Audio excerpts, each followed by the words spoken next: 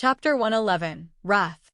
Like before, there was no hesitation on Riser's blade.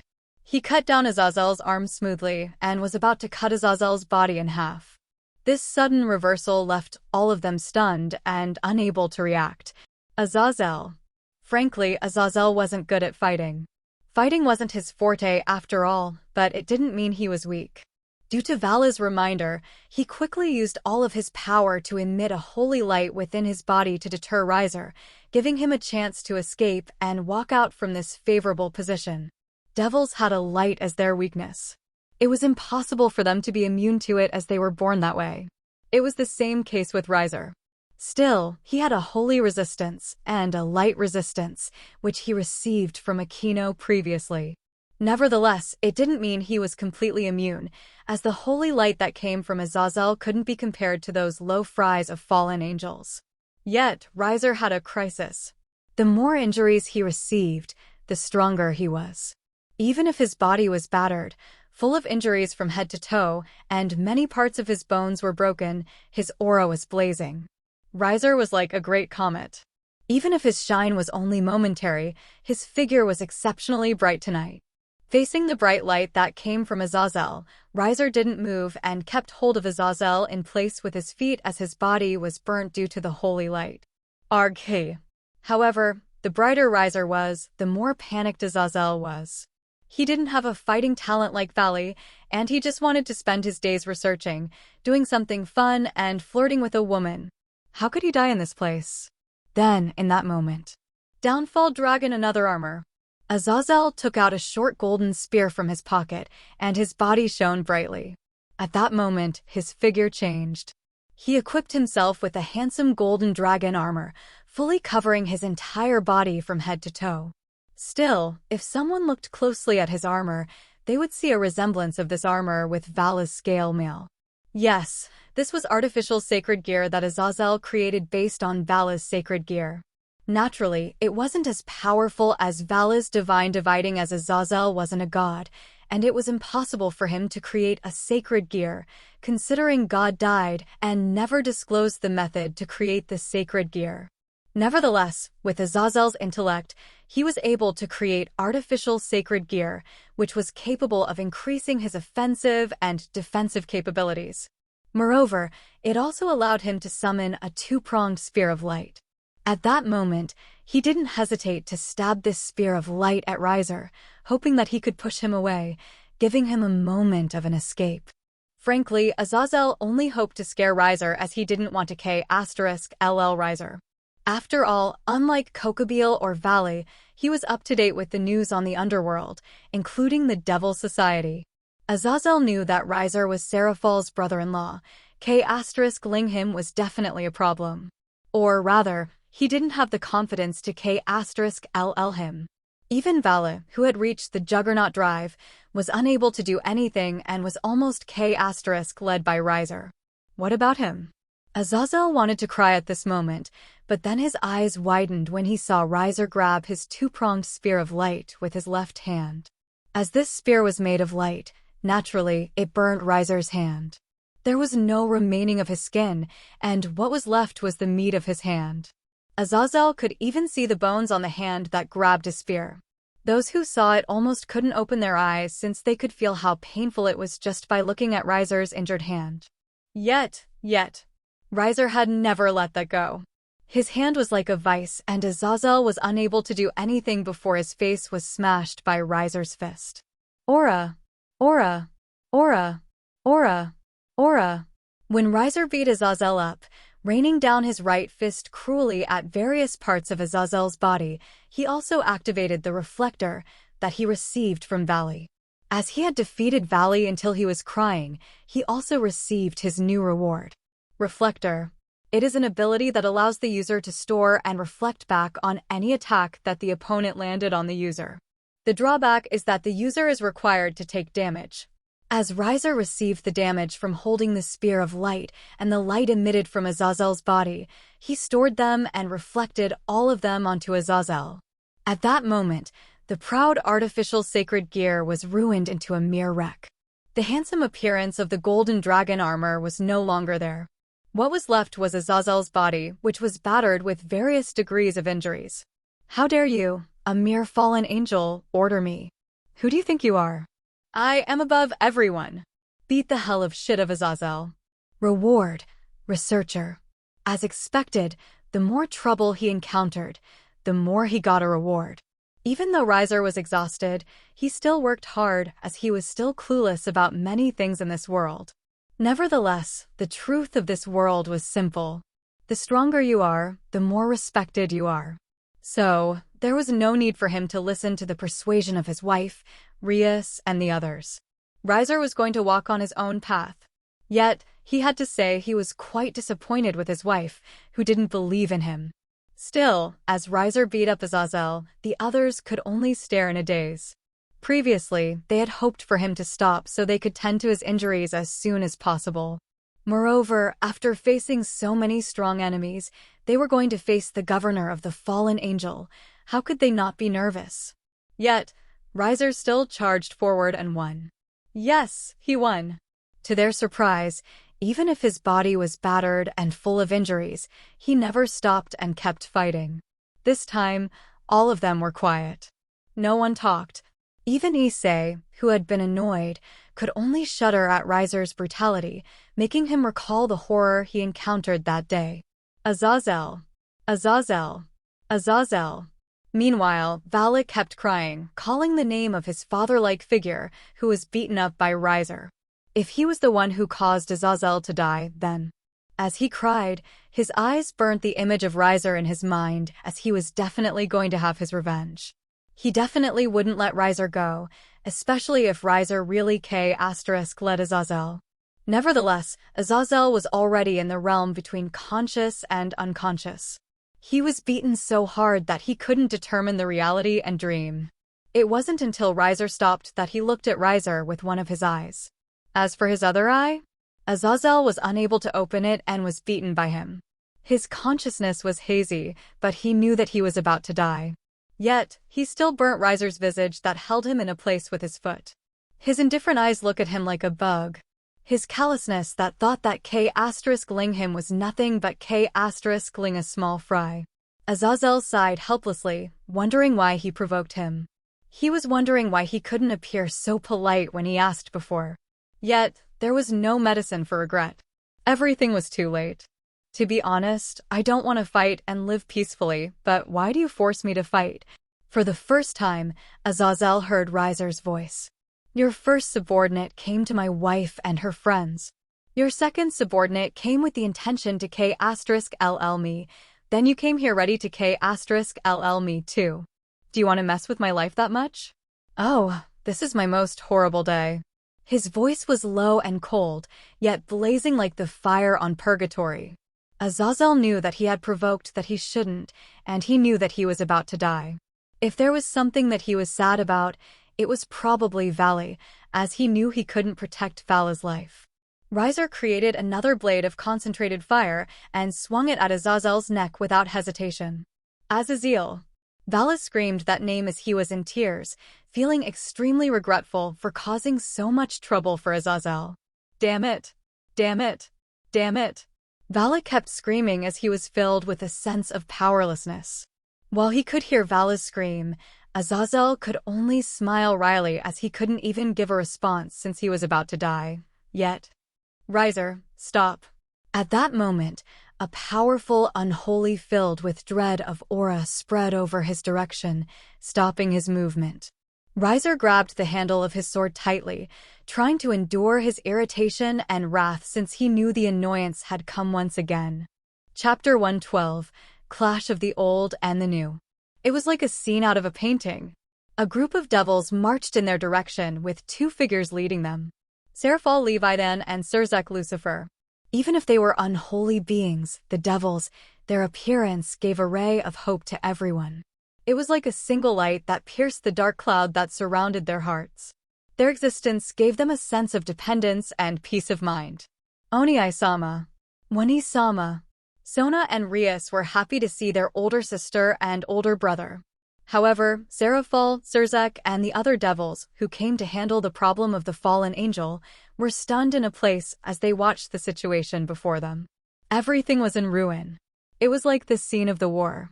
It was also due to this that they couldn't help but feel a sense of regret that they couldn't come earlier. Nevertheless, they sighed in relief when they saw their little sisters were okay. Yet, compared to Rias and Sona, the existence that stood at the center as he beat a familiar person on the ground stunned them the most. Riser-chan. Serafal didn't wait for anything and sped up to Riser's side. As for the others, Sona was okay, so she didn't care about the rest and walked to Riser's side, looking at him worriedly as he could see how heavy his injuries were. As for Azazel, Serafal didn't care at all that she even kicked Azazel's head, thinking that it was all due to him. Azazel, are you okay? Are you hurt? Your hands. Your body. How could it hurt so much? Phenex tears. Get Phenex tears for him, Sona. Yes. Sona was also panicked by Serafal's outburst, but she also quickly took all the Phenex tears she had with her to Riser. Don't stand there. This perverted fallen angel might see your panties. Riser couldn't help but remind Serafal. Yes. Serafal nodded and kicked Azazel's head again before she moved away. Azazel. While Azazel felt insulted by Riser's words, he didn't deny it since Riser wasn't wrong. When he was pressed on Riser's feet, he couldn't help but sneak a peek at Serafal's bottom. Unfortunately, he couldn't do that, and his plan failed. Because of this, Azazel couldn't help but cry at how cruel Riser was. Not only was Riser about to K*LL him, but Riser also didn't allow him to see panties for the last time. How cruel! As Serafal was cornered about Riser, and Sona was about to let him drink the Phenex tears, Czak came down and wanted to ask, but Riser beat him first. Czak Lucifer-sama, the fallen angel, had planned to initiate the Great War of the Three Sides. I had caught their secret weapon, the owner of the Divine Dividing and the leader of the Gremory, Azazel. We had the two of them with us. Moreover, the owner of the Divine Dividing K** led the cadre of the fallen angel, Kokobile, for an unknown reason. As long as we strike down Gremory now, then they won't be able to do anything.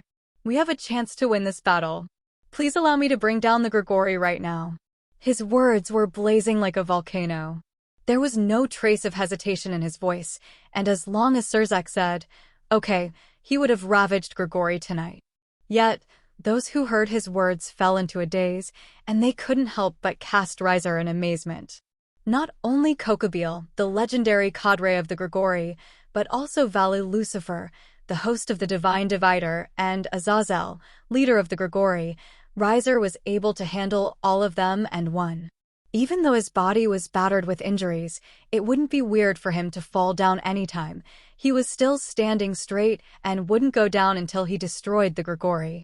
Still, due to his words, everyone quickly understood everything, and the group devil army behind Czak also couldn't help but think that it was a chance. Gremory had lost so much. If they attacked them now, then they could dominate the underworld. However, Azazel's expression was so ugly at that moment. His life aside, he cared the most about the lives of others. There weren't many fallen angels on the Gremory, and many of them had died due to the previous war. It was due to these limited numbers that Azazel cared for each of them. Yet, due to his actions, he might cause the extinction of all the fallen angels. Azazel shuddered as he looked at the young man who had defeated him. Not only was his might greater than anyone's, but his brain was brighter as he was able to pour all the dirty water on the head of the Gremory, intending to bring down the Gremory without mercy. Riser, at this moment, was like a military commander. As long as he charged forward, all of them would follow him, including Serafal, who was also extremely pissed when Riser was beaten that he almost died like this. As for the demise of the fallen angel, she didn't care and thought that they might as well disappear from the world. Nevertheless, it was different from Czak. Czak didn't hope for war as he only wished for peace. Moreover, Czak also didn't have a good impression of Riser as many things happened between them. Lastly, he could see his influence on all the devils here disappear as Riser said those words. Frankly, Czak wished to finish everything without anything big. Lastly, the situation of the world wasn't as simple as it seemed since there were many things that happened in the world, and the relationship between the pantheon was complicated, especially when their religion, Christianity, had taken the beliefs of the people that were supposed to believe in those pantheons. Still, before that, Czak needed to solve this situation first. Riser Kuin, can you let go of Azazel first? I am sorry, Czak-sama. I am afraid I can't follow that order since I am afraid that this leader of the Gremory might use a sneak attack to attack you or the other people that I care about. If he gets his hands on those people, then we will have a disadvantage as he will have a hostage.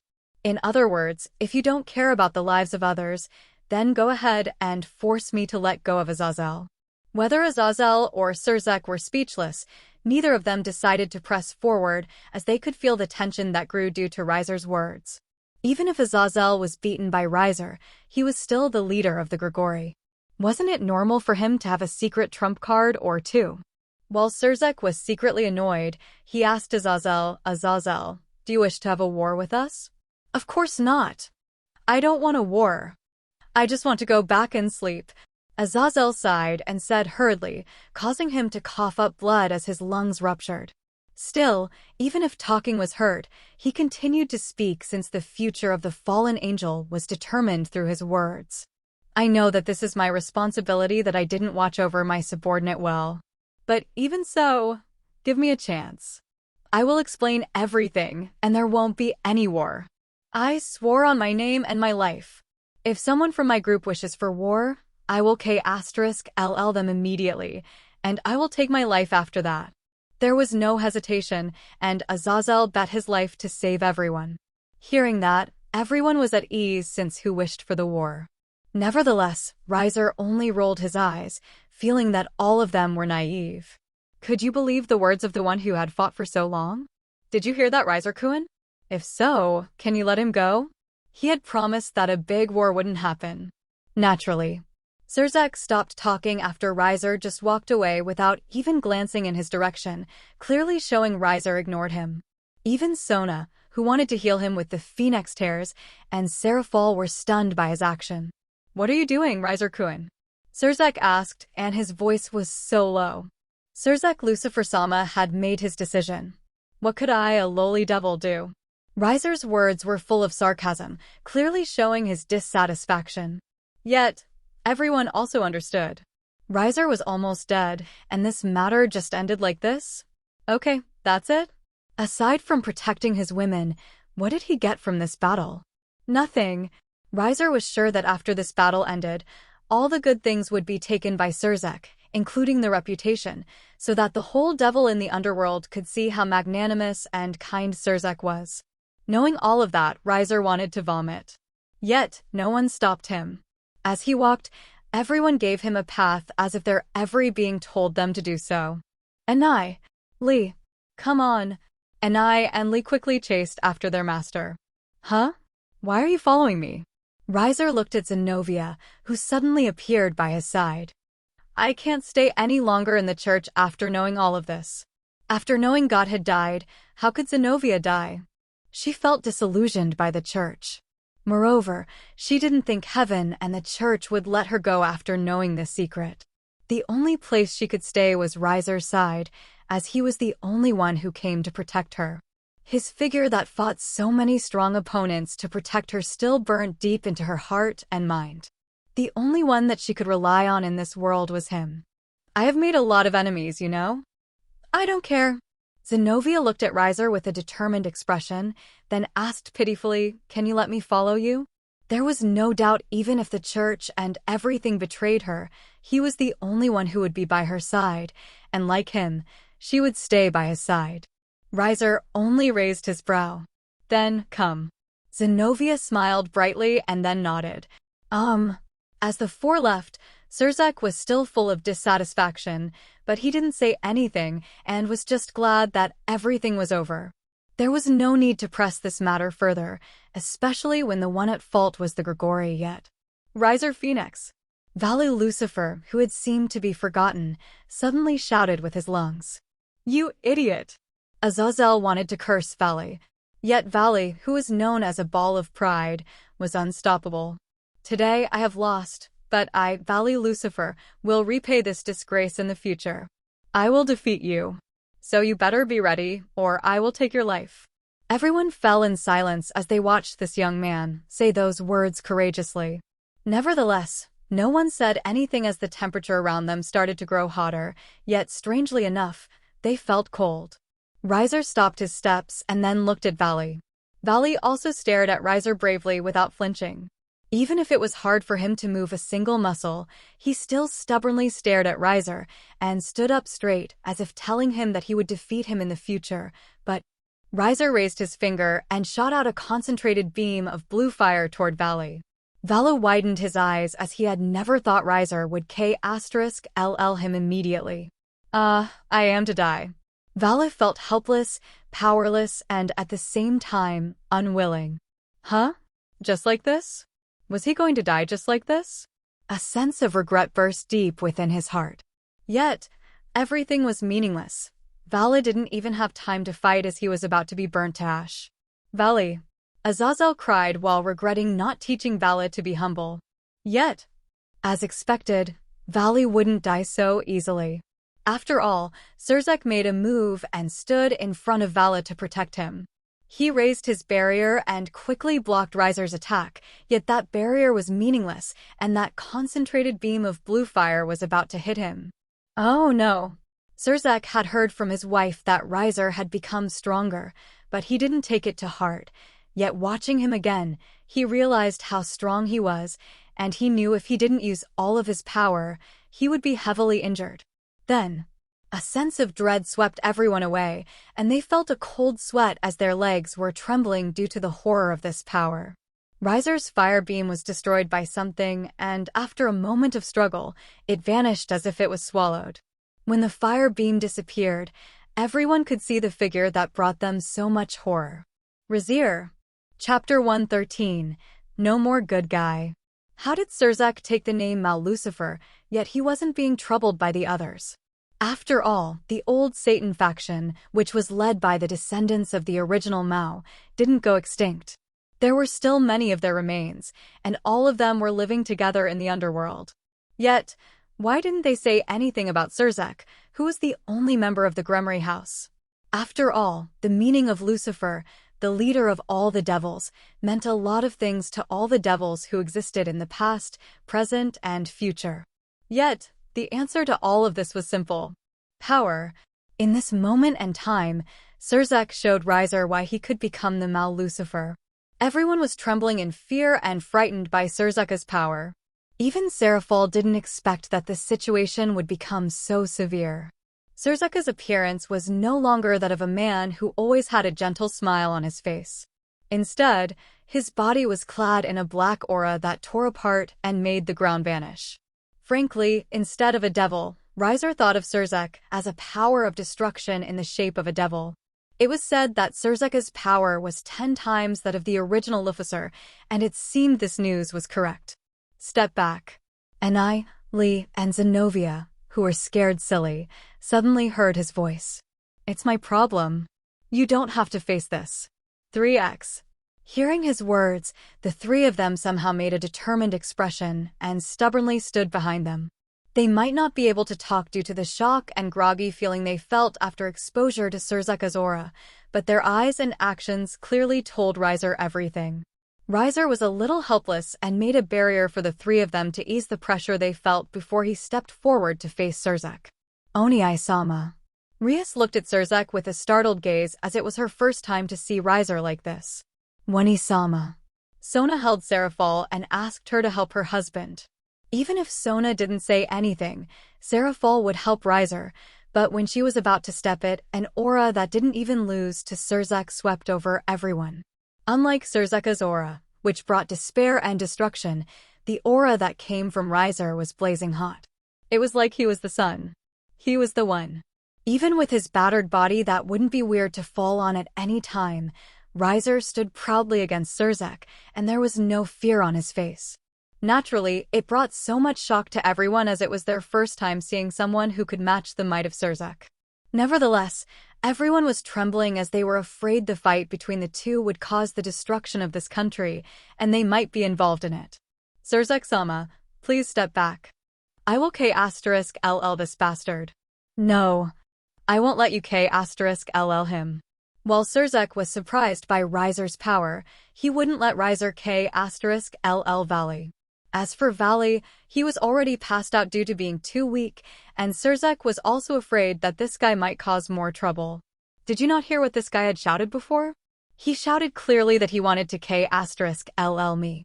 His eyes became sharper, and he asked in a low voice, yet everyone could hear it. Or were you saying that you were going to help him do it? Do you want to K*LL me by using him? Just what was your purpose in protecting him? Due to his words, everyone also looked at Czak. Was this what Czak planned to do? Using Valley to K*LL Riser? Their expressions became doubtful and confused. Moreover, with Riser's aura, which blocked and faced Czak's aura directly, they no longer felt the frightening aura that made them dread and terror. Due to that, even if they didn't have extreme thoughts like what Riser did, all the devils present couldn't help but cast doubt at Czak. Why did Czak block Riser to K*LL Valley? After all, everyone was clear that Valley wished to K*LL Riser. Wasn't it normal for Riser to wish to K*LL Valley? The tide turned, and everyone stared at Czak in doubt. Frankly, the reason why Czak could win over all of his opponents was due to his power, and due to that power, everyone was too scared to talk. Moreover, before his enemies could even fight, their will to fight disappeared immediately, especially when Czak K*led all the descendants of the true Mao. Before, by K*ling others, Czak could become Mao Lucifer, but now? Such a method was meaningless since Czak knew that he needed to resolve everyone's doubts. His aggressive attitude also disappeared, and his body was like a balloon pierced by a needle. At this moment, Riser had grasped the heart of everyone. Czak understood all of this, and it was also because of this he was slightly flustered. What was this feeling? The eyes of everyone, their doubts, their confusion, and even if it was only for a moment, Czak saw a variety of emotions in everyone for his action to help Valley, who had shouted to K*LL Riser, the third son of Lord Phenex and the husband of the Sona Citri. He could even see that doubt from Rias, his precious little sister. Yet, their doubt was normal. After all, with Vala's identity, which was a weapon from the Gregory, their nemesis, and his conduct that shouted to K*LL Riser in front of everyone, why should Czak Lucifer, their leader, help such a person? Wasn't it normal for Riser to wish to K*LL such a person? Nevertheless, due to this, Riser also understood what kind of person Czak was. Czak might be powerful, but his insight into politics was quite horrible. Still, the reason why Czak could stand up until now without stumbling was probably due to his enemies being as horrible as him and only relying on their brute forces. Yet, Riser also didn't blame them either since in front of overwhelming power, which was enough to obliterate anything, and a demonic power that was 10 times the original Lucifer, not even a wise mind could stay calm and use their heads. As for those who could match him like a Juka? While Riser hadn't seen a Juka, he knew that a Juka was probably the same type as Czak. A Juka might be powerful, but instead of politics, his intellect was more into research instead of politics. Or was a Juka too lazy? Nevertheless, proof of their incompetence could be seen in their confrontation with the Great King faction. It was almost more than half the millennium that Czak and a Juka had become the Mao Lucifer and Mao Beelzebub, respectively, yet until now, they were unable to completely dominate the politics of the underworld, and even let the Great King faction do whatever they wanted to do. If this wasn't incompetent, then what was it? Or were the devils in the underworld so stupid? Riser knew his words might seem too much, but a paid dragon, a perverted dragon that loved to rub and suck bubs, became a popular show that generated a lot of income for the Gremory house and gained so much fame that it was loved by everyone. When he thought all of this, he couldn't help but sigh, thinking the future of the devil was quite dim. Nevertheless, Czak's current opponent was different. Riser's might was comparable to that of him and even a Juka, especially in Riser's current situation where Riser almost died. Due to his crisis ability, Riser's strength became stronger and stronger the more dying he was, and it wouldn't be strange if he became even more powerful than Czak if he continued to be hurt. Moreover, his mind was still devious and politically keen. For the first time, Czak realized Riser wasn't a young devil that he could crush anytime. Chapter 114. Being a villain is so much fun. With a power that was comparable to Czak and Ajuka. Then, with a sharp mind that was comparable to Zekrem, the initiator and the leader of the anti-Satan faction during the Devil Civil War, and the de facto leader of the Devils after the death of the original 4 Great Satans. Azazel could only lament why the Devil was so lucky.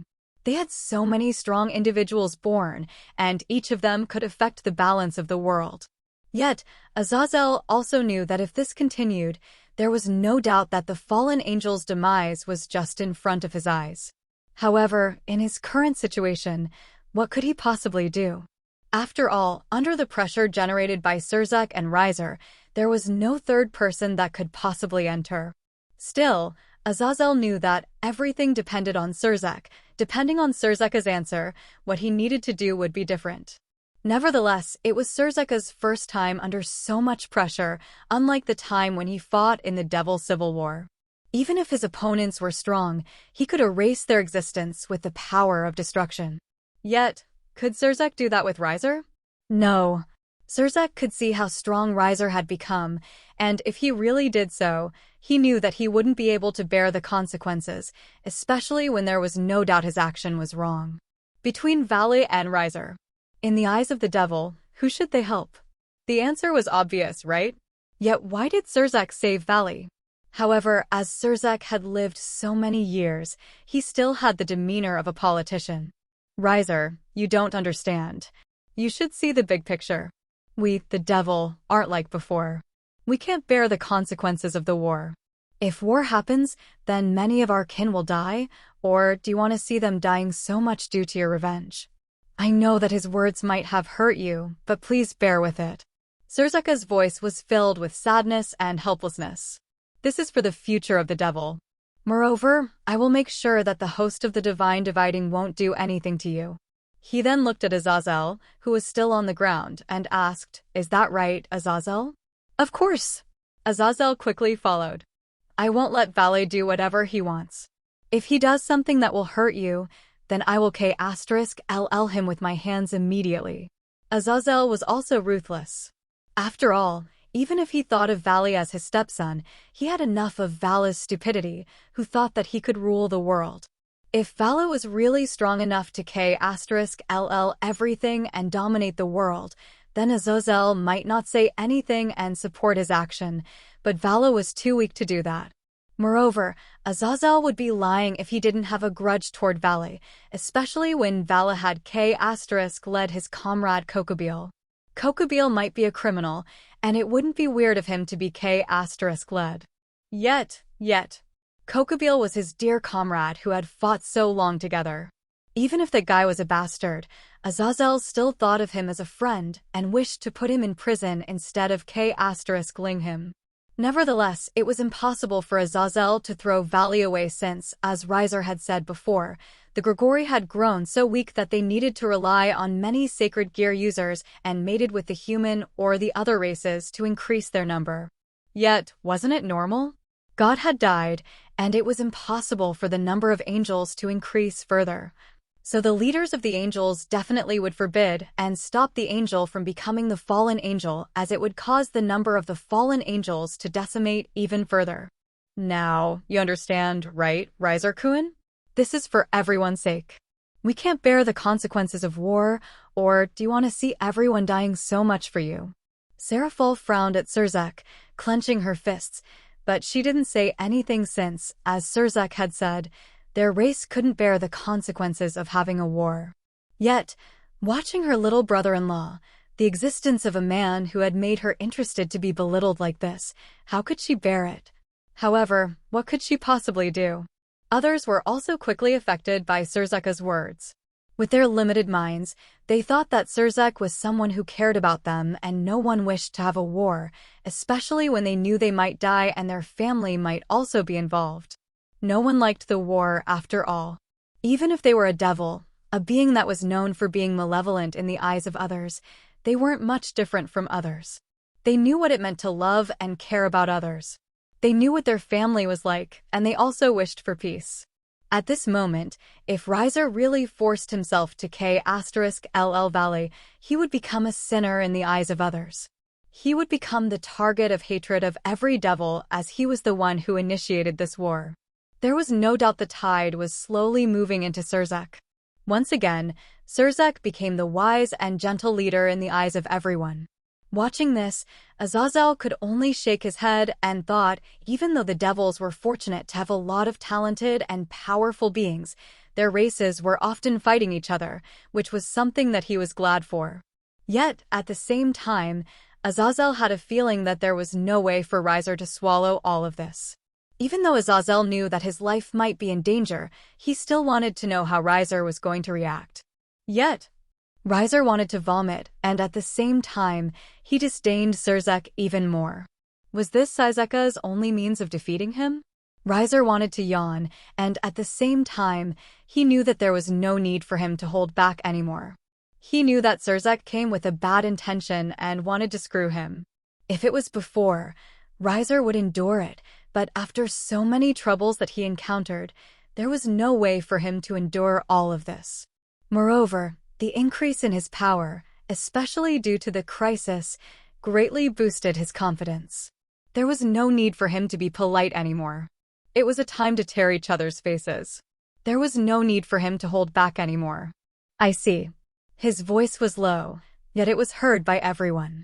Once again, Czak felt a sense of dread, but under this situation, he believed that there was no way for Riser to do anything but.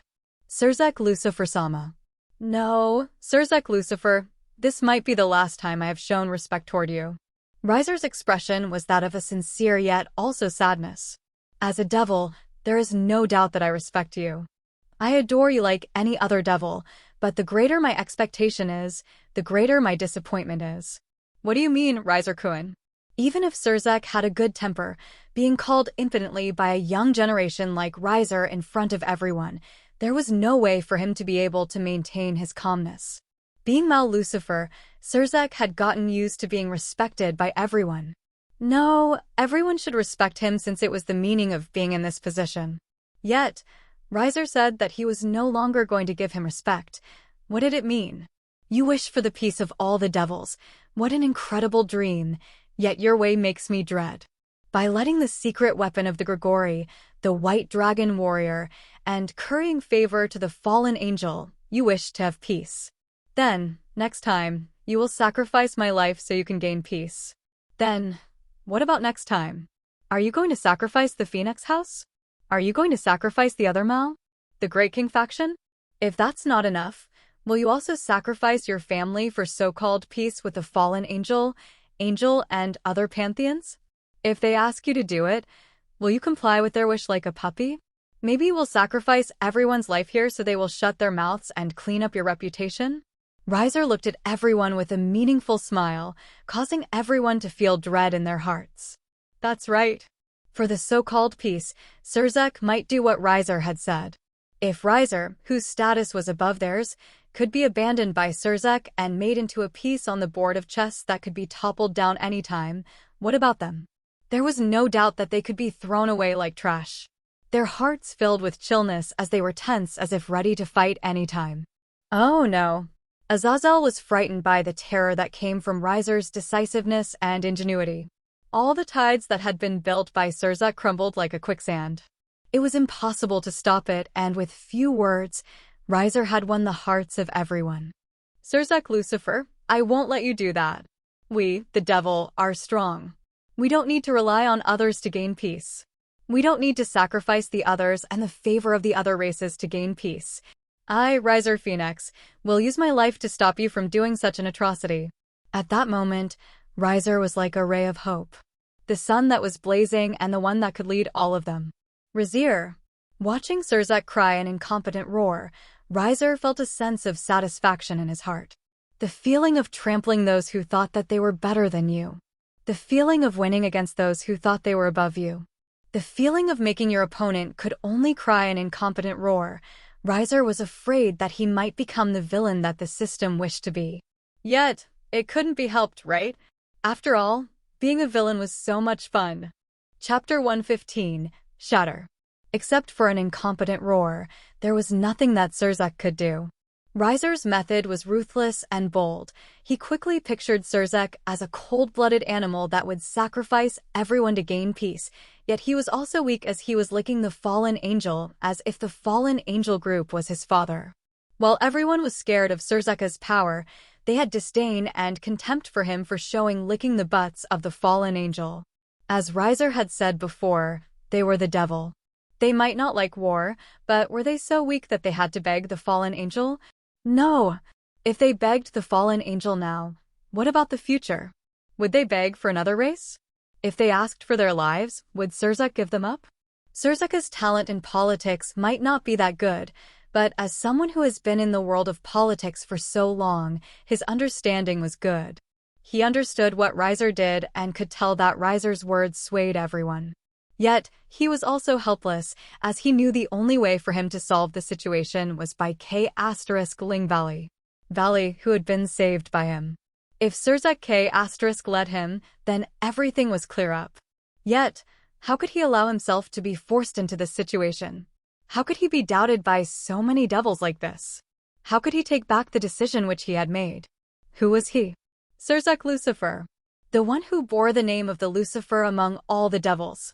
Oh, you want to K*ll me, right? Well, that's good. I plan to K*ll you too. His voice was low and cold, yet at the same time, it was different than those of Czak's. This voice didn't seem to come from a living being. Instead, it was like a certain force that was shaped into a living being. While Czak knew that Riser was strong, so what? Who hadn't he K*led? Czak has K*led everyone, including the respected and noble-like descendants of the true Mao. K*ling Riser, and all the devils that came with him, right now and here, was nothing to him. As for the price to do that? Nothing. He was Mao Lucifer. While this name might be a symbol if he wished to K*ll someone who dared to say anything, even if he K*led Riser, he was sure that the Phoenix house wouldn't say anything. Serafal? Her power wasn't strong enough to match him. At that moment, a stronger aura emitted from Czak's body swept over everyone. Most of the devil's army that was brought by Czak and Serafal fell down and passed out on the spot. Some of those who still retained their consciousness could only fall in horror, and they knew that everything was meaningless in front of Czak. This was the advantage of power. As long as you had power, everything you did was forgiven. Only if Czak was strong enough.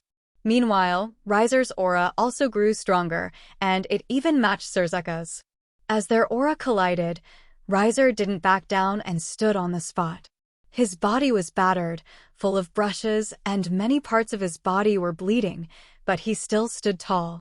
Finally, you have taken that hypocrisy mask off your face. I want to vomit whenever I see that face. Riser had lost his restraint, and he didn't care about anything anymore. If the world ends at this moment, then that's it. After all, he knew if he hesitated, he would lose. He knew that the reason why he could stand up and match Czak's power was all due to a crisis. However, he was dying at that moment. The stronger he was, the dying he was. Yet, it didn't matter. Even if he died, he was going to bring Czak's life with him. His eyes told everyone all of that. Czak was quickly shaken by his determination, yet at that moment, Riser didn't hesitate and attacked Czak. In this battle, the one who had the initiative won. It was like the case when Riser fought Kokobil, Valkyrie, and Azazel. As long as Riser took the initiative, Czak would be defeated and down like a bereaved dog. Nevertheless, unlike before, this time, Riser was serious. He took out the magic spear, 10 Commandments, which he hid, and changed its form into the strongest form of the spear, Ravel, increasing his power even further. Along with his Bajiquan mastery, even if Czak might not have died, there was no doubt that Czak wouldn't be different from being dead. As for the consequences of his actions? With power, who dared to give him a punishment? Moreover, with the backing of the Phoenix House, Citri House, and the Mal Leviathan faction, everything would be clear up. The chance was in front of him. There was no need to hesitate. As long as Riser erased Czak, his life would be peaceful, so why not, right? Meanwhile, Czak could feel the K*ling intent that came from Riser. Riser was serious. There was no doubt that Riser planned to K*ll him. Even if Czak was unprepared, he was still Mal Lucifer, yet facing the strongest blow that came from Riser, he still needed time to prepare, yet. Get the hell out of there, Aniki. I won't, Riser-chan. Get the hell out there, bitch. No, I won't. Seraphol screamed, standing in front of Czak as she faced Riser, who was about to stab Czak to death. Even if she could see how furious Riser was, she wouldn't step back, standing between them to stop them from fighting. Facing Seraphol, even if Riser was cold-blooded, there was no way for him to stab Seraphol to death. Watching Riser, who stopped his action, Seraphol sighed in relief, ignoring the sharp spear that was about to stab her as she believed that Riser wouldn't do something like that before looking at Czak, who seemed prepared to do something. You too, Czak-chan. Stop. Stop. Don't fight anymore. Okay, don't fight anymore. She was already in tears, watching her best friend and brother-in-law ready to K*ll each other. Nevertheless, even if Czak and Riser didn't say anything, their eyes had never looked away from each other. They kept staring at each other, and when one party was ready to attack, whenever the other moved. Seraphol was annoyed and thought about the source of this problem. She looked at Valley, who had passed, and was ready to K*ll him to solve this situation. After all, as long as this guy was K*led, everything was over. Moreover, she didn't have a good impression of Valley as this guy was the cause of everything, and Valley also had threatened her brother-in-law and the man. Naturally, this scene was seen by Azazel, and he quickly stopped it. Wait. The governor of the fallen angel and the organization, proposed a truce. I wish for peace with the devil. In exchange for the damage that we have caused, I will give you all the data that I have about this sacred gear. If you don't feel it's enough, you can take whatever you want, including my life. So, Azazel bowed his head and groveled on the dirty ground. Let Valis stay alive. That's all. That's my only request. Even though he was injured, Azazel shouted all of his might. At this moment, everyone stopped breathing, and the space gripped their neck, making them unable to breathe, showing how much pressure and terrifying their current situation was. Even the proud leader of the Gremory could only lower his head like a dog with only a single hand, causing everyone to look at Riser in awe, fear, and amazement. In the supernatural world, only the strong were respected. The weak? They could only live honestly like how a peasant and commoner were. By now, no one had said anything like the whole decision was on Riser. Czak? With his weakling-like attitude, everyone could tell what kind of decision he would make. Riser didn't care about Azazel as he believed he could slay down all of the fallen angels, especially when he had an area of invisibility. If he couldn't be seen, how could they defend against him?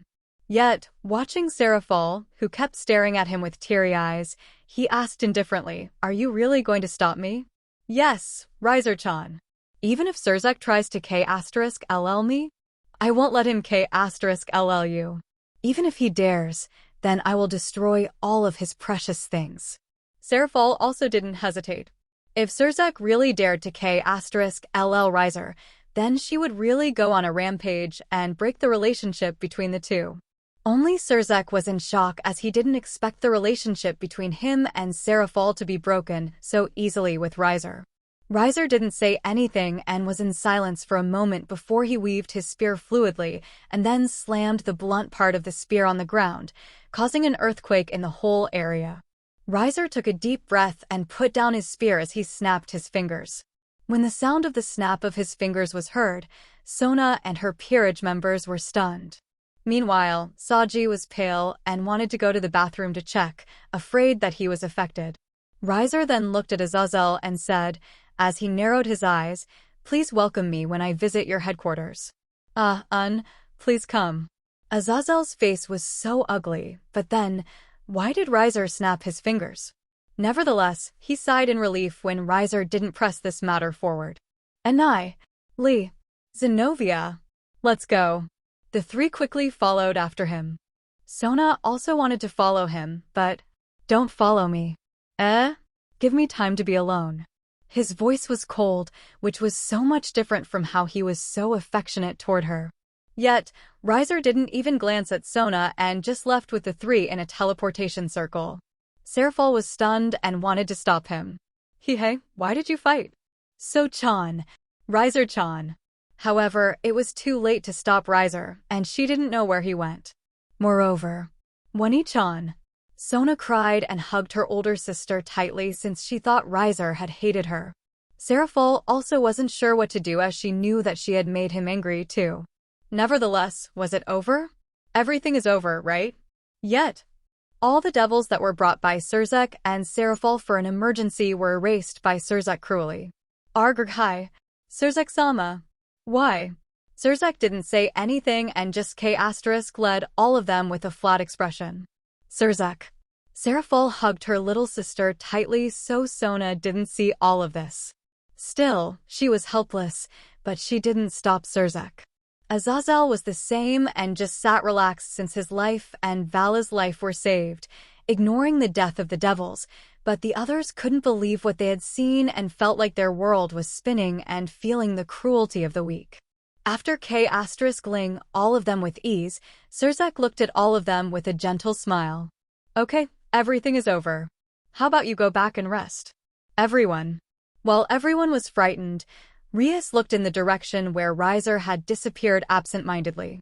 Meanwhile, Riser, Lee, and Zenovia appeared on the sacred mountain where they stayed before. Riser, and Lee aside, Zenovia looked at the scenery and her surroundings curiously. Hey, your trip took a long time. Magari stopped when she saw Riser's situation. What has happened? Riser didn't say anything and looked at the system that gave him a quest. How dare you? How dare you? How dare you? Wash away this humiliation. Defeat Czak Lucifer. Reward. The ruler. Even if the system didn't ask him so, he would do so, but before that, he really wanted to sleep. Plop. As he passed out, everyone became panicked. Riser-sama. Chapter 116. Deep Treatment. Lee, and Zenovia panicked as they watched Riser had fallen. Riser-sama. Don't die, yeah. Riser. The three wanted to shake him to wake him up, but they were all pushed away by Magari. Bring him to my room. I will heal him. Hearing those words, they nodded obediently. While Zenovia didn't know who Magari was, she could see the trust between and Lee toward this woman in a beautiful sakura pattern kimono. What's happening? As they brought him into the room, Magari couldn't help but ask, wondering who had made Riser so beaten. After all, she knew that Riser had an immorality trait, and she knew how strong he was, so she wondered how he could be in this situation. Lee, and Zenovia didn't hide anything and told everything. Yet, for Magari, who listened, she couldn't help but shudder and look at Riser in amazement. If someone other than Riser met such a situation, there was no doubt that they would die. Yet, Riser was able to win all of them, and if Serafal didn't stop him, then Czak Lucifer, the strongest devil of all, might die at his hands. Magari looked at Riser for a moment without a single word. She took a deep breath and then said, "Give me a space. I need to concentrate to heal him. Can we stay?" Lee, and Zenovia wanted to be by his side all the time. If you want him to be in this condition all the time, then go ahead. 3x. In the end, the three of them left, leaving Magari alone with Riser. When Magari was alone, she looked at Riser, who lay on the bed, losing consciousness. His expensive and luxurious suit was no longer there, and what was left was only his pants and battered body with many degrees of various wounds. Geez, your women are too careless. She looked helplessly as she caressed his neck with her slender, long fingers. As long as she wished, with one move, she could take his life with her sharp nails. Even now, she still hadn't forgotten what he did to all of them. He destroyed the East Yukai faction and dominated it. Even though he didn't manage them much and just left everything like before, there was no doubt that he was the one who had given them the feeling of despair. The feeling of defeat. The feeling of being unable to do anything when your friends were hurt. And the feeling when one could only beg to save one's life. Those humiliations she still remembered, and it was impossible for her to forget about them. Yet, she wondered why she didn't hate him. She didn't even have any intention of ling him as she continued to trace his well-defined body from his neck, chest, and the big bulge within his pants. She even boldly held it in her hand, causing it to expand and swell at a size that caused her to gasp. Now, I know why your women are crazy about you. With a face that shouldn't have been shown by a woman around her age, she crept toward him, pressing their bodies together as she licked his chin, neck, and chest lustfully. Riser had a dream. He was dreaming that he was sleeping with Grafia as he was pushing her from behind. Now, you are screaming like a bitch. Didn't you swear that your body is only for your husband? With a defiant expression, Grafia tried to fight back, but the pleasure on her body was too much to handle that she could only moan like a little woman. Yet, the feeling of pleasure disappeared. Gone. He stopped and looked at her with a smile. Why did you stop?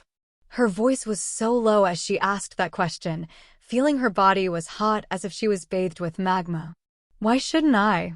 Did you not want to do this with me? Grafia looked at Riser hatefully as if it was too late.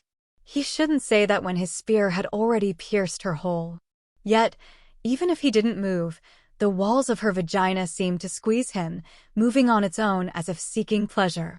There was no doubt that she had fallen. Come on. Why don't you beg? Beg? Yet, as her body grew hotter and more sensitive, Grafia was unable to do anything except stare at him hatefully. If you beg, I will make it even better, you know? She bit her lower lip, trying to resist him with her last will, yet with just a light movement, she felt her head turned into mush, and the pleasure she had previously felt was incomparable to this one. I want to. I can't hear you. I want you to K me hard. Good girl. This is your reward. Then, as he moved, she fell even deeper into the abyss, forgetting her husband, son, and family, only enjoying the pleasure with him. You're much better than my husband. As he enjoyed taming Grafia, he seemed to realize that the pleasure he felt in his body was real. Wait. At that moment, he was stunned and confused. The last time he remembered, he was fighting against Czak, but was stopped by Serafal, and then he went to hide on the sacred mountain. Yet why did someone K him? Wait, did he get raped? This was rape, right? He was speechless, wondering what kind of beast would do something so dirty to him when his entire body was hurt. Wait, it seemed that he wasn't hurt anymore. He felt that his body was slowly filled with vitality. Even though that fight would make him enough to lay on the bed for a week, he seemed okay now, which made him confused as he didn't remember getting a new ability that made him able to recover faster. However, when he opened his eyes, he was stunned.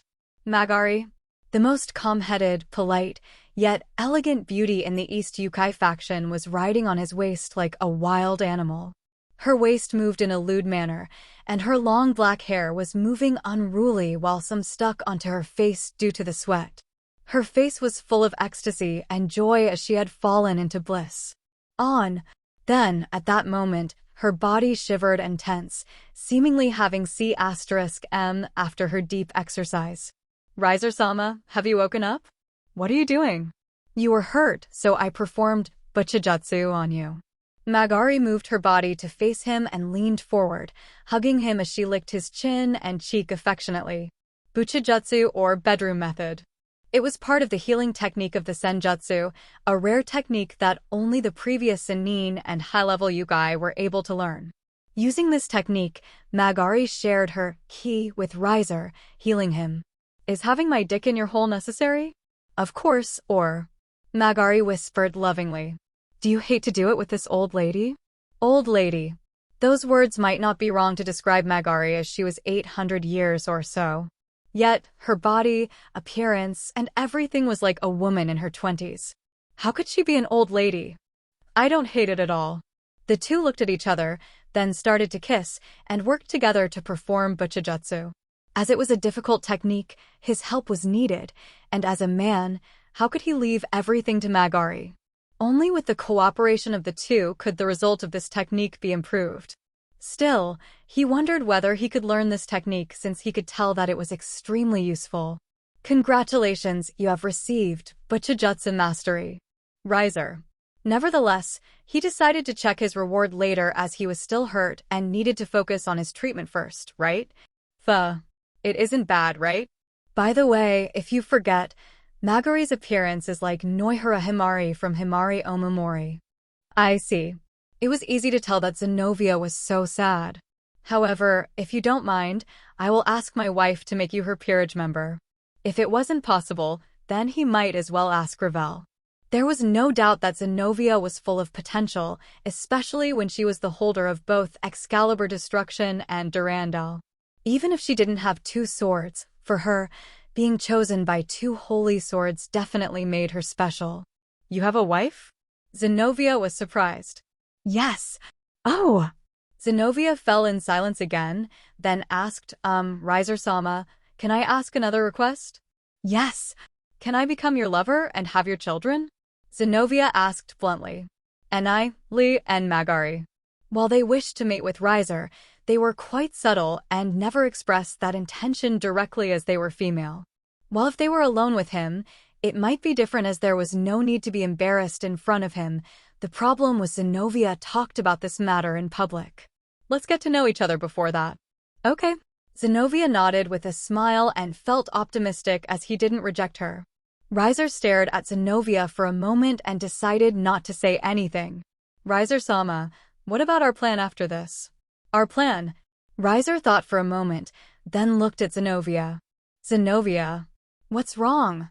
Do you want to visit the underworld? Yet, when he anticipated his homecoming, he didn't expect various troubles that were waiting for him. Chapter 117. Let's go home, okay? After a long treatment, Magari was exhausted and slept on his strong chest directly like a docile cat as her several tails moved gently, trying to grasp him. Meanwhile, Riser was in silence as he thought of all the crazy things that he had done. The matter of Magari aside, he realized how crazy he was after he calmed down. Previously, due to being hurt and the effect of crisis, he was like a bull. Nothing could stop him, and he kept charging forward crazily. He even dared to provoke NK*LL Surzek in front of everyone. Moreover, he even pushed Sono away, which gave him a headache. As he sighed, he decided to throw away all the troublesome matters as he thought about the quest that was given by the system before he passed out. Defeat Surzek. Defeating Surzek aside, the reward was amazing. The ruler. It was an ability to invert all the magical attacks and power effects used against the user. All attacks and weaknesses were converted into healing and fortification. Even the effects of others' powers were completely inverted. If he gave an example, if Surzek used the power of destruction on him instead of destroying his body, it would heal him instead. It was the ultimate ability to invert everything. Naturally, if someone healed him, he would be hurt. However, such a weakness could be overcome by deactivating that power. Yet, was it possible for one to think such a countermeasure?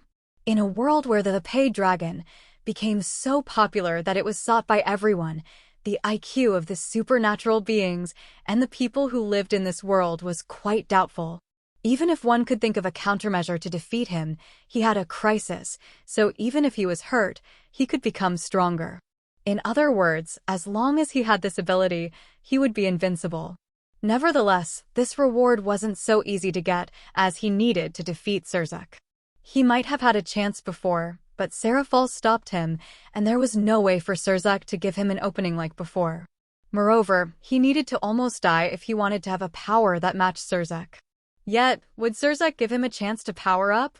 Probably not, as Surzek might have erased him immediately. Nevertheless, he was confident that he could become stronger. Even if he couldn't defeat Surzek, he could run away, especially when he had an area of invisibility. If there was something that troubled him, it was his family. If he was alone, then he might not care about anything, but he wasn't alone.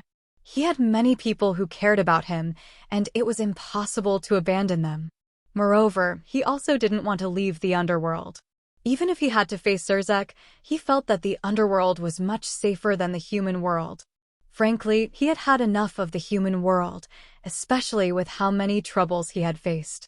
Yet he knew he couldn't escape and needed to charge forward. The moment he showed hesitation, he would be crushed to death. He shouldn't have shown hesitation, he needed to be ruthless. Somehow, I am happy. Riser. While he was helpless, he also understood why the system was so happy. With how many troubles he faced, it was impossible for him to have a lazy pig-like life.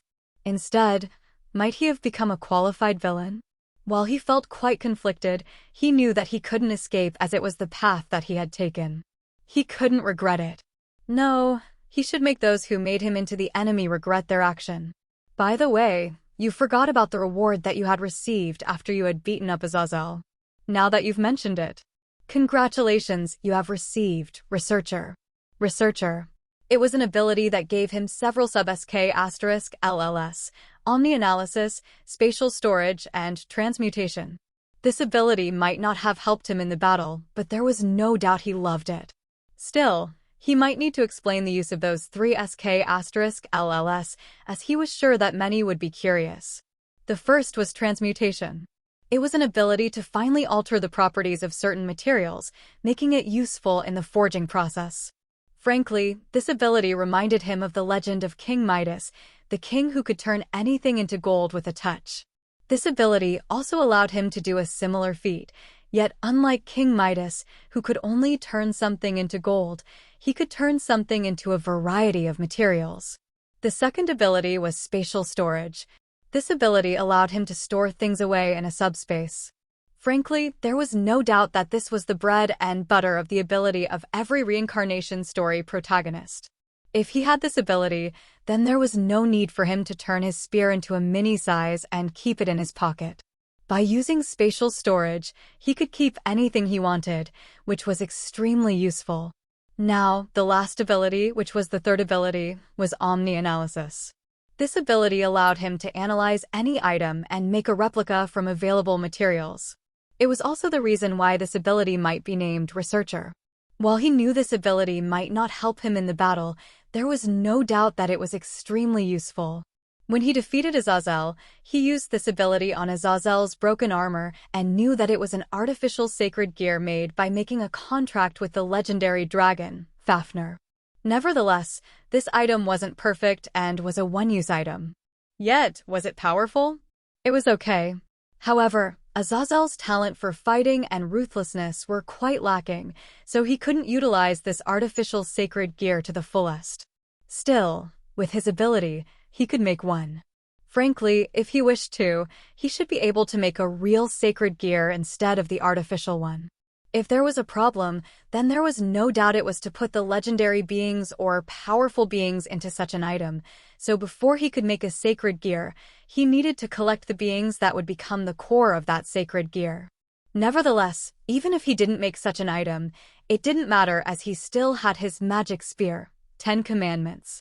Using his Researcher, he should be able to make a copy or something similar for his peerage members. Moreover, there was also Excalibur and Durandal. Frankly, this ability was amazing, and he was glad that he charged forward previously. He couldn't wait to go back to the underworld and started to craft various legendary items. Still, he had another reward that he needed to check. Butchijutsu Mastery. Was there even a need to explain? Riser-sama. 2x. And Enli were happy when they saw Riser had recovered. There were no traces of wounds or brushes from his previous battle. He was as fit as before. Thank you. Still, was it his imagination that he seemed they were even more clingy than before? It was as if they wished to be impregnated by him. It was probably also the same case for Magari, who walked behind him in a graceful manner as if she did nothing. The lewd woman that rode his waist like a wild beast could no longer be seen.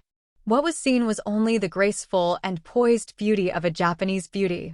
Still, before he took care of Enli, he needed to take care of someone first. Zenovia. Riser-sama. Zenovia changed how she called him as she knew from now on she would become his servant, and moreover, she didn't hate the idea of being his servant, especially after she heard the story from Enli. If it was the usual protagonist, they would feel uncomfortable being called Sama as they didn't feel comfortable standing above others. However, Riser was fine with it. He looked at Zenovia, and Zenovia also stared at him. "Why were you blushing?" He sighed helplessly and asked, "What's your plan after this?" "Plan?" Zenovia tilted her head, then thought for a moment before she looked at him firmly. "I want to follow you and be your peerage member. I have heard that a human can become a reincarnated devil, right? Or is it impossible?" Zenovia would be lying if she wasn't nervous, especially when she had no one that she could rely on. The only person that she could rely on was Riser, who had come to help and save her. While others would only bow down against Czak Lucifer, Riser dared to fight him. For such a man, Zenovia wanted to follow him forever. Hearing Zenovia's request, Riser hesitated, and he could see the tense expression on Ni and Li. Why? It was because his peerage members were full. Still, my peerage members are full, so I can't make you into my peerage members. Chapter 118. Reset. Riser remembered a good proverb. When one does a good deed, no one probably hears it. However, when one does a bad deed, everyone will hear it. However, he was different. When he did a good deed, everyone in the underworld needed to know. Still, as expected, after he came to the underworld, even though he expected that he would continue to have a lazy pig-like day, he didn't expect that he would be extremely busy. He was swamped with many things, especially in the aftermath of his problem. After that battle at the Co-Academy, he naturally published his good deed on his family's media company as he had Ni and Li record his fight previously.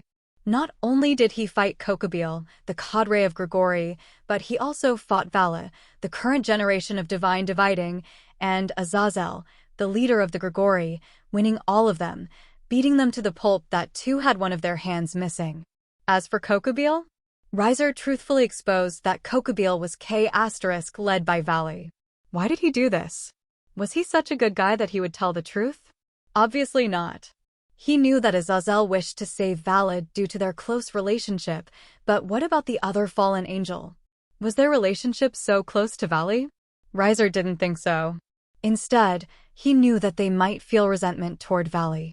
After all, Vala wasn't a fallen angel. He was half devil and half human. Even though he was the host of the White Dragon Emperor, Albion, in the eyes of many fallen angels, he was still an outsider. Moreover, compared to Vala, the relationship of the fallen angel was closer to Kokobile. When Vala was still wet on his bed, those fallen angels fought together, side by side, and they were comrades who could trust each other back. So, there was no doubt the act of Vala K** Ling Kokobile would cause a lot of dissatisfaction and probably might cause another conflict among the Gregory. Even worse, Azazel made a hasty decision, wishing to save Vala even if he had to have a truce with the devil and had all of the research data made by his fallen angel taken. Frankly, it would be amazing if no one would complain or too since Azazel's decision was selfish. It was selfish, but Riser had to say he didn't hate Azazel as he knew Azazel viewed Valley like his own son. To save his son's life, Azazel could even give up his life. If it was the others, they would move by his decision. Unfortunately, Azazel met Riser. Moreover, they had caused him so much trouble, especially when he had to have a direct confrontation with Czak. Riser didn't feel afraid to have a fight with Czak, but he was cautious. While he might have become powerful, he didn't have a 100% chance of winning. Czak was powerful as he was 10 times stronger than the original Lucifer, the father of all the devils. Facing such an irrational existence, Riser needed to be extra careful as he didn't want to lose his life. Yet, what had happened previously forced him to face Czak, throwing their ambiguous face and determining their position as an enemy. He was probably the first one who dared to do this. Even the old Satan faction didn't dare to challenge Czak openly like him. Did he regret this? No. He didn't regret anything, but it was different from his family and his wife's family. There was no doubt that with his deeds, he could be promoted to an ultimate class devil rank, and naturally, it was good news for him to be promoted to ultimate class devil as this position would give him many privileges.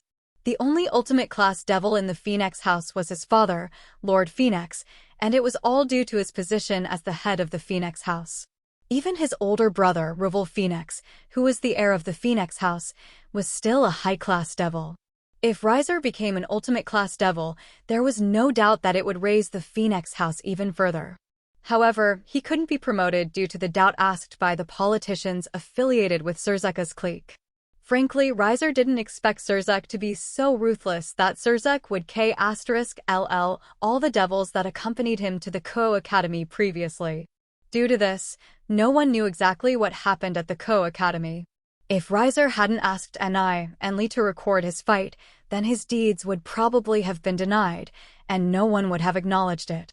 As for Serafal, Sona, Rias, and the others, they couldn't help him since Czak definitely wouldn't let him go, and for the stability of the underworld, it was impossible to release the record of his fight with Czak or Czak's massacres. Naturally, he also knew how to play, and he also didn't expose his confrontation with Czak. No, probably, he couldn't, as his family also didn't dare to, and they were scared to death, watching how Riser dared to K*LL Czak openly. Unlike him, who was born earlier and didn't know how cruel Czak was, his older brothers, parents, and the others had lived quite long. They also participated in the Devil Civil War and saw how cruel and powerful Czak was. Watching Riser, who could match Czak and fought Czak openly, his family was gratified and happy. It also made Czak wary of him as he also tried to fight him to death. His image as a ruthless person was a good advertisement. Riser dared to fight someone even if he died, and he wouldn't give up until he crippled or K*led his opponent. Facing such a crazy opponent, even if Czak was powerful, he didn't want to fight him, especially when the benefit of making him into an opponent was far from the disadvantage. It was also due to this that Czak and his clique set up a requirement. As long as Riser Phenex apologizes openly to Czak Lucifer for his rudeness, then he will become the ultimate class devil. Those words clearly told everyone that Czak didn't want to fight him, and as long as Riser apologized, everything would be cleared up. His family definitely supported this and asked him to apologize since an apology was cheap. Even if Riser hated Czak in his heart, or if the apology was sincere or not, it didn't matter. As long as Riser apologized, the position of the ultimate class devil was his. This time, the Phenex house and the Citri house urged him to apologize since if he could get the ultimate class devil, then would the method matter? Serafal also didn't say anything this time as her heart was complete, feeling confused about what to do. On one hand, Czak was her best friend, a comrade who had fought together during the Devil Civil War. Meanwhile, Riser was her brother-in-law and the person her heart had ever. Nevertheless, Serafal didn't express her opinion. As for Sona? What did he expect from Sona? She might be the heiress, but she was just an heiress. The ruler of the Citri house was Lord Citri. Moreover, they were also in the middle of an argument. Nevertheless, no one wished for a direct confrontation with Czak. All of them asked him to apologize. Being urged, Riser didn't say anything, and he just holed up inside the hut within the area of the resort city he created. He hadn't come out for a few days and just stayed absent-mindedly, smoking, trying to numb his nerves. Did they wish for him to lick the spit that he had thrown on the ground? Even though it was dirty? Did they wish for him to throw away his pride for a mere position? He knew that it was easy to do, yet when he thought of Czak's proud expression, he couldn't help but clench his fist tightly as his palms became bloody. It was all due to this he gave Zenovia to others after he returned to the underworld. He knew he was being irresponsible, but he just needed to think this through. Nevertheless, being unable to rely on his family and being betrayed like this put him in a foul mood. While he knew that they thought of the best for him, they didn't understand him. It was the case with Sona before, who wished for him to stop fighting as she was worried about him. Riser continued to smoke as his thoughts swayed, thinking that it might be better to follow their wish and take revenge secretly. Was pride necessary? As long as he could take down his opponent, then it was all good, right? Yet, the door of his hut was opened suddenly. Oni-sama, Ravel was caught in a room full of smoke. Cough, cough. Oni-sama, you should slow down your smoking habit. As she covered her nose and furrowed her brows, she opened the window and used her wind manipulation to clear up the smoke inside his room. Ravel? He looked at Ravel without saying anything and his eyes were blank. Geez, look how sloppy you are. Ravel was full of helplessness. You need to have someone to watch over you. Riser didn't say anything and continued to smoke, but his cigarette was taken by Ravel. Come on. You need to come out from this gloomy hut. Give me a little time to think. Ravel looked at her older brother in silence and asked hesitantly, Are you going to apologize to Czak-sama, Oni-sama? Similarly, she was asked by everyone to ask Riser to apologize to Czak. Frankly, like others, she was stunned when her older brother dared to K*LL Czak. If Serafal hadn't stepped in back then it was said that Czak might have died. Nevertheless, everyone said that Czak was magnanimous and kind, especially when he only wished for Riser to apologize to him so Riser would be forgiven. Ravel knew that her older brother was staying in this hut, holing up for a few days due to this problem. I haven't made my decision. Give me a little more time. Riser tried to smile as he didn't want Ravel to worry about him. Give me a little more time, then I will return to how I used to be. You don't need to worry. Just leave me.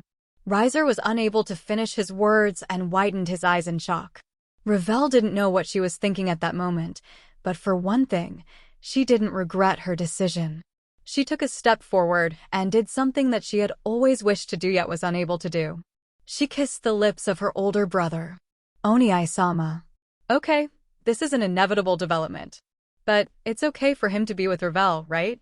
Nevertheless, I still don't expect that many are angry that Riser didn't K*LL them.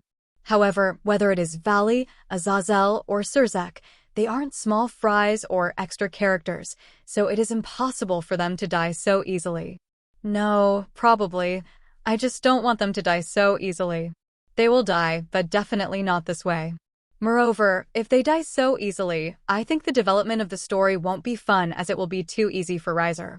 Riser needs constant torment so he can really embark on being a necessary evil. While this system tells him to become a villain, it doesn't mean that I want him to become a cold-blooded K***ler who will say roll. Court death. Or something similar and K***LL people as if K***ling a chicken. Riser might K***LL, but his K***ling has a certain purpose instead of a meaningless one. As for the word K***ling, which I wrote in the previous chapters, I changed it so it wouldn't cause a misunderstanding again. As for Czak, my story might make him appear stupid, but then again, he is a devil. He might wish for peace, but he is a being that moves based on emotion, and I picture him as Riser's enemy, so his image might be biased. Lastly, please don't use logic on him. What did I forget again? Write it here, so I will answer them one by one. I can't make everyone satisfied, but I will do my best. Chapter 119, Snowflake. As Ravel was intoxicated by their first kiss, Riser was in shock. His head was blank, and his body was freezing, unable to think what was happening. Usually, this wouldn't happen as he has a lot of experience in this area. Even if Magari attacked him when he was sleeping, he was still calm, yet this was different. Being kissed by Ravel made him unable to think or give a proper reaction. He was just stunned still as her small, pink lips were taken over his lips. It wasn't when she was about to put her tongue inside his mouth that his sanity quickly recovered, and he was frightened. Ravel. He slapped her cheek subconsciously and caused her to collide with the bookshelf near the wall. His breathing was heavy as he thought about what they had done. What did they have just done? Did they just kiss?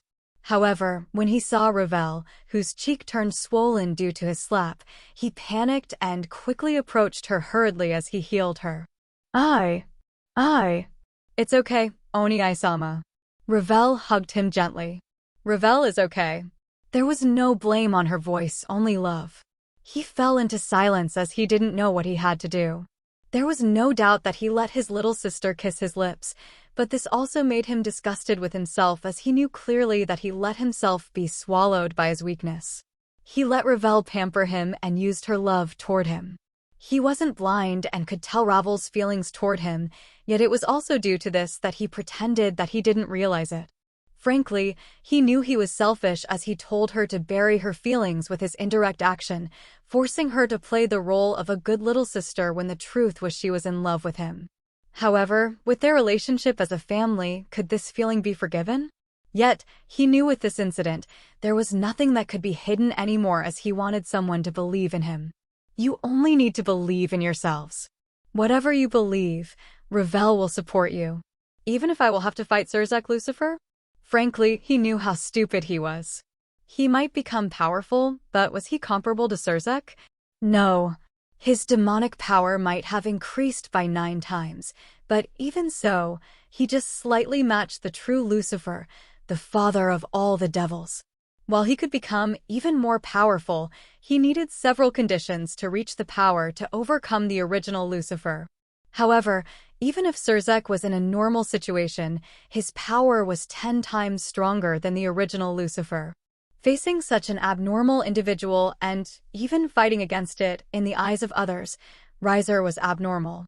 Frankly, the most natural and normal thing was to make an ally and follow behind the back of Czak, letting him become the leader of all. Yet, how could he do that? Riser knew he was stupid, especially when he was still weak, yet. Even if you fight Czak Lucifer. Ravel stared at Riser's eyes and there was no lie. Every word that came from her mouth was the truth, something that came from her heart. Even if the others are telling you to give up, I won't do so. Even if others think you are wrong, I will support you. I will believe in you. Whatever you do, I will be the first person who is going to stand beside you, so. He could only be in a daze, watching him kissing his forehead with love before hugging him gently again. So, be like before, okay, Oni-sama? You don't need to be afraid of anything. Believe in yourselves like how Ravel believes in you. Be the cool older brother like you always do, and I am sorry for kissing you before. This might be Ravel's selfishness, and the last time Ravel will do something like this, but after this, Ravel will return to the good little sister like before. She felt that that kiss was enough. She was satisfied with it, and she was going to remember it forever. There was no doubt that the kiss was going to become her most precious memory. Nevertheless, even if she loved the taste of that kiss and had a feeling more than a mere sibling toward him, she didn't wish to trouble him as she only wished to stay by his side and support him. Yet, it was hard to hold back her tears. Riser looked at his little sister, who tried to hold her tears. He felt that his heart was grasped and that it made him hard to breathe. If she wasn't his little sister, if she wasn't his family, then. Yet, the relationship between them was doomed. However, when the others told him to apologize to Czak and be like a good boy like before, she was the only one who supported him and told him to do what he believed. Even when his wife, sister-in-law, and even his family didn't support him, Ravel was the only one. Facing such a sincere feeling, it was impossible for him to remain indifferent. The two hugged each other for a moment, and neither said anything until Ravel said, "Then, Ravel will leave first. Ravel will wait for Oni-sama." Yet, when she was about to leave, he didn't let her go and hugged her. "Oh, Oni-sama." She was stunned and surprised, but before she was able to react, he kissed her lips. Her eyes widened before she was in tears, and she hugged him tightly. Unlike before, there was no hesitation in his eyes and heart. He was sure that he wanted her. While he knew that it was taboo, he still touched it. Even if it was forbidden, he still dared to do it. There was no way he was going to give her to anyone. Their chaste, full of love kiss had begun to change into an obscene kiss. Their tongues were locked against each other, sucking each other deeply as they hugged each other, hoping they could become one. Yet, this wasn't enough for Ravel. However, he was afraid that they might be seen, so he used his wind manipulation to close the door and put her into his bed. Oni-sama. Her prim and ladylike appearance was no longer there. Her demeanor was that of a woman and slightly disheveled due to their exchange. Her eyes were staring at him, filled with misty and desire to give herself to him. "It's okay." Her voice was full of shyness, yet her eagerness couldn't be hidden. Facing such a request, he was a little helpless, yet he didn't deny it as he also wished for it. "Ravel." Oni-sama. As they looked at each other, he softly kissed her lips. Their relationship was probably like snow crystals. There was no doubt it was beautiful, but it was fragile and could melt away and disappear. Nevertheless, they didn't have any regrets, as from now on, they were no longer mere siblings, but two pairs who loved each other. "I love you, Oni-sama." Staring into her eyes, which filled with deep affection, the words that he kept deep inside his heart came out naturally. "I love you, Ravel." Only he was a bit hesitant to step further, but she pushed him down before she straddled his waist. "I won't let you go, Oni-sama." Staring into his eyes obsessively, she said those words seductively. Riser. Note. To be honest, I have been hesitant and have been thinking about whether I should do it or not for a few days, as I am not sure about this. But then again, I kept researching Riser, and Ravel then found out that he is about the same age as Sona and Rias. So his age difference with Ravel is just 2 years, who is also a high school student. He might not go to the school, but what's the point of going to the school with his current situation? Then, what about their blood relationship? First, he isn't the real Riser, and second, I will borrow Sora Kasagano's words, as long as there is love, everything will be okay. Lastly, due to the devil fruit, his genes would change. Nevertheless, this is inevitable, okay? This is the most natural development, as she is the only one who supports him, and her love is the most sincere, but what do you think? However, I know that some or many of you might not be able to understand it, so depending on the situation, I might delete it and change it, as it is troublesome if you try to be insistent, putting me the blame. After all, many times, logic can't work on people. Frankly, if I reject Ravel, I can see everyone scolding me, too, which is unreasonable. Let's settle this here. Chapter 120, Charge Forward. The madness they exchanged last night still remained within this hut. Yet, unlike before, Riser was sober as he looked at Ravel, who hugged him affectionately without letting him go. Like him, due to the immortality trait of the Phoenix house, she kept coming at him. Or was it due to the fact she had always suppressed her feelings? When that feeling was let loose, it was impossible to be stopped. Either way, it made him feel complex when he recalled how lewd Ravel previously was. He might be the one who turned her like this, yet he had to say that she might become dangerous for him. Yet, did he regret it? He didn't regret this, but at the same time, he knew it was impossible for their relationship to be accepted, so they could only keep it hidden. After all, if they weren't careful, he knew that they might be burnt by it. Congratulations! Even if he was blind, he could tell that the system was happy. Yet, he also understood, as he knew, he might have become a qualified villain. In the beginning, he hated it and felt that it was troublesome. If he didn't become one, it would be even more troublesome. Even if he tried to live quietly without bothering anyone, the world wished to mess up with him. Nevertheless, when he became crazy and dared to K*LL anyone who troubled him, the world became kind. The others were begging for him. They were in awe, and they hoped to be by his side. Even his peerage members were in reverence to the point of worshipping him as a deity or a god. If he asked them to bear his child, they would be happy to take off their skirts.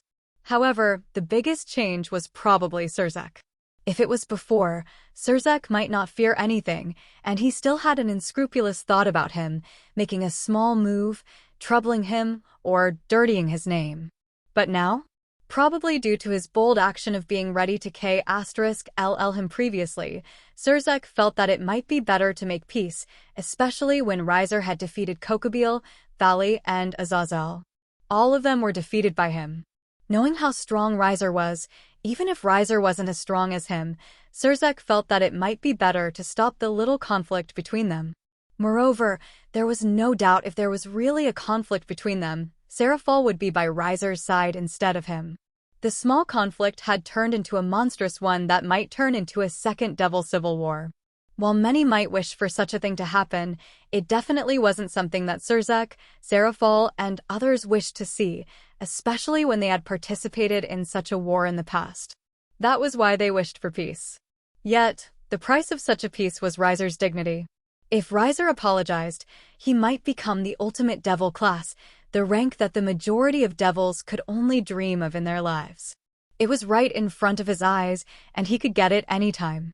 However, if he agreed to it, then he felt he would lose something. He would lose his fangs, and against his enemy, he would search for the most peaceful and conservative methods instead of do or die. It was the same case with Czak and Azazel. Riser was also sure that the leader of heaven, probably Michael, was the same. Frankly, in the future, it wouldn't be weird for the three factions to have peace with each other. Yet, did it have to do with him? It was their problem whether they wished for peace or not. Why? Even if the three factions made peace with each other, it wouldn't change his life that much. In the end, what was important was the strength of the individual. As long as you were strong enough, would you care about this peace treaty or not? Instead, they might be the ones who begged him to make peace and followed him like the East Yukai faction. I want to cry somehow. You don't need to cry. Riser's eyes were already wide open, and he knew he had to be cruel if he wanted to live well. So, the right question for his action was to charge forward and ignore Czak. Even if he couldn't become the ultimate class devil, so what? He would make them beg him to become one. Nevertheless, congratulations, your demonic power has become 10 times stronger than the original. Congratulations, you have received Hellblaze and Strongarm Quirk complete. If it was before, he might frown, thinking he was using the girls, but in front of the threat that might K*LL him anytime, power was necessary. He needed to become even stronger. Still, he felt a little speechless as his demonic power had become 10 times his original. It was probably all due to the continuation of the early quests he received where the system told him to sleep with all of his peerage members. With Ravel by his side, that quest was completed, and his demonic power had become 10 times his original instead of 9 times previously. Still, this improvement was good, and his demonic power was as good as the original Lucifer. Yet, he didn't feel proud as Czak's demonic power was 10 times the original Lucifer. While the demonic power might not be the decisive factor for one to win in the duel, there was no doubt it was the easiest way for one to tell whether one was strong or not. Having more demonic power also allowed him to create a bigger and stronger attack. He could also last longer in battle, especially when he faced so many enemies. Having more demonic power would enable him to use his immortal trait continuously. Still, the increase in demonic power aside, his 2 new abilities were better. His first reward was Hellblaze, a special black flame that couldn't be extinguished. In addition to its immensely devastating power, the flames also nullify any regenerative abilities, including that of an immortal. While his flame was hot and powerful, it didn't have a special property. However, with this Hellblaze, his flame had become even trickier. Nevertheless, he felt that it was a bit tasteless as most people would be burnt into ashes when they touched his flame. The only reason they didn't become ashes was because he was holding back and felt that it would be too boring if they died so early as they could become his tools. Or they had a plot armor that made it harder for him to K*LL them. Still, other matters aside, with Hellblaze, even with a limited demonic power, his flame was still as dangerous as ever. Moreover, his flame was like a curse, as it was impossible to erase it unless he wished so. Well, the Hellblaze aside, the Strongarm Quirk, complete, made him speechless as he was quite familiar with this work. A quirk? It was an ability born from a mutation from a certain famous work. Nevertheless, he didn't expect he would get one. Fortunately, it wasn't a weird mutation, or else he could only cry without tears. Strongarm. It allows the user to rotate and move their shoulders at extreme speed and power, giving them commensurately fast and strong punches. If it was before, he might need a certain motion to send a punch, but with this ability, there was no need for him to do so. He could send a punch with a stronger power and faster speed. Looking at Ravel, who was still sleeping, he moved his shoulder slightly and felt that it had a smooth movement. This power might be tasteless, but it made his close combat stronger. If there was a weakness, Strongarm worked by constantly rotating his shoulders at superhuman speeds. Although he appeared to ignore it, the drawbacks of his quirk could tire out his muscles if overused. However, since it was a complete version, there was no such drawback. Still, he could think about that matter later. He kissed Ravel's forehead, causing her to smile, before continuing to sleep since he knew he would be busy tomorrow. The next day, when everyone trained as usual, they saw Riser and Ravel walking together. While they might appear closer than previously, no one noticed it as they were happier to see their master return. Riser-sama. Riser nodded as he saw their greeting. He could see their smiles and happiness in their expressions, showing his hard work. Conquering their bodies and hearts was worth it. Nevertheless, he was going to work hard as there was something that he needed to do. I know that it is a bit sudden, and you might not be prepared, but we are going to have a rating game soon. Riser wasn't going to apologize, and he was still going to do it his own way while getting what should be his. Who says he is going to apologize again? Nevertheless, this will be slow progress, so be patient.